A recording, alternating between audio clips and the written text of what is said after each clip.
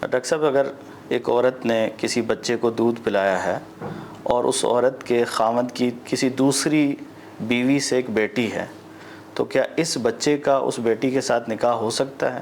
الحمدللہ والصلاة والسلام علی رسول اللہ، اما بعد۔ رضاعت کا دودھ پلانے والی عورت کے شوہر سے گہرا تعلق ہے، کیونکہ حمل ٹھہرتا ہے، بچے کی ولادت ہوتی ہے تو اس کے بعد دودھ کا سلسلہ قائم ہوتا ہے۔ تو اس دودھ کے پیچھے کیا ہے؟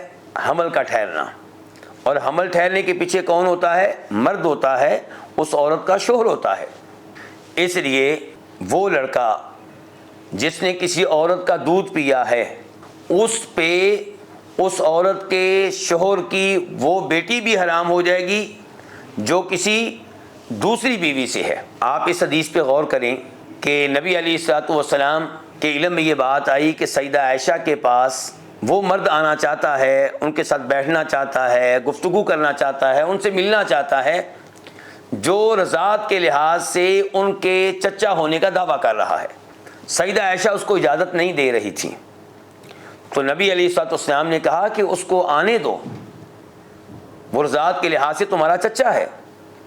سیدہ عائشہ نے کہا اللہ کے رسول علیہ الصلوۃ والسلام، مجھے اس عورت نے دودھ پلایا ہے، یعنی کہ اس مرد کا اس معاملے سے کیا تعلق؟ لیکن نبی علیہ الصلوۃ والسلام نے وعدے کیا کہ وہ رضاعت کے لحاظ سے تمہارا چچا لگتا ہے، اس کو آنے کا حق حاصل ہے۔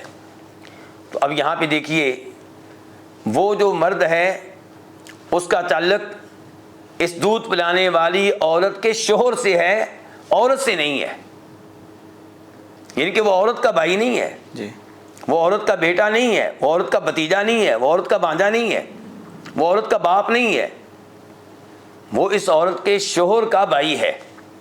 تو پتہ چلا رضاعت کے اعتبار سے وہ رشتے حرام ہوتے ہیں جو نسب کے لحاظ سے حرام ہوتے ہیں۔